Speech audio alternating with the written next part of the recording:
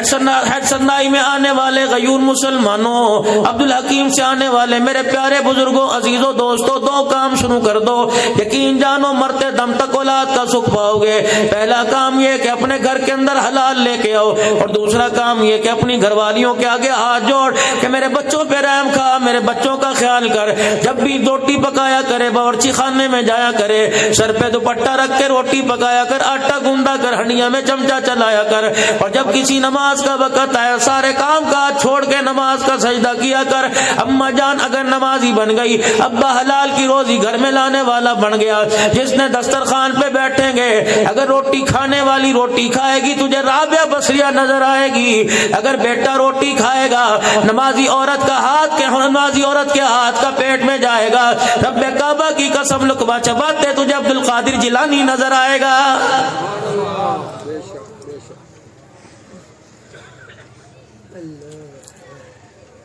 مدرسے کے اندر بچہ قرآن کا حافظ بن گیا، ماں باپ نے آ کر شکایت کر دی، مولوی صاحب دیکھو تو صحیح ہے، حافظ ہے، اسے تو حافظ کہنے کو دل نہیں کرتا، قرآن بھول گیا، دیکھنا لباس کیسا پہن رکھا ہے، مولوی صاحب اسے پتہ نہیں کسی کی نظر لگ گئی، پتہ نہیں کس نے اس پر جادو کر دیا۔ اللہ کی عزت کی قسم نہ کسی نے اس پہ جادو کیا، نہ کسی پہ اس پہ نظر لگی۔ جب تک یہ مدرسے میں تھا صوم و صلات کا پابند تھا، تہجد بھی اس کی نہیں چھوٹا کرتی تھی، وضو جب ساقی ٹوٹ جایا کرتا تھا فوراً اشارہ کر کے وضو کر کے آیا کرتا تھا، نمازی ہاتھ کا پکا اس کے پیٹ میں جایا کرتا تھا، نمازی لوگوں کے چہروں کی زیارت کیا کرتا تھا۔ جب سے ایک گھر کے اندر آیا بے نمازی اماں سے واسطہ پڑ گیا، بے نمازی بہن بھائیوں سے واسطہ پڑ گیا، جہاں کمرے میں نظر اٹھا رہا ہے ٹی وی کی اسکرین نظر آ رہی ہے، موبائل کے اندر ناچ گانا نظر آ رہا ہے، 4 دن گھر کے ماحول کے اندر رہا، اس کا سارا قرآن کا نور ہی ضائع ہو گیا ہے۔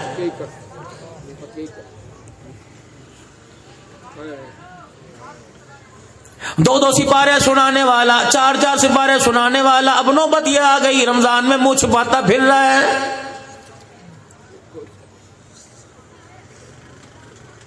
تیری تو ہلکی سی زبان ہل گئی کہ 14ویں صدی کا مولوی ٹھیک ہو جائے تو سارے ٹھیک ہو جائیں گے، 14ویں صدی کا مولوی جنت کے اندر چلا گیا تو سارے چلے جائیں گے، اور پگڑی داڑھی کے تحفظ کرتے ہوئے میرے عزیزو اللہ اکبر ختم نبوت کی چوکیداری کرتے، صحابہ کی عزت کا دفاع کرتے کرتے، جان کا نذرانہ دیتے دیتے میرے عزیزو امہات المؤمنین کی عزت کا دفاع کرتے کرتے قبروں میں جانے والا پھر بھی جہنم میں جائے گا، تو رب کعبہ کی قسم تیرے جیسا بھی جنت کے اندر کوئی نہیں جائے گا۔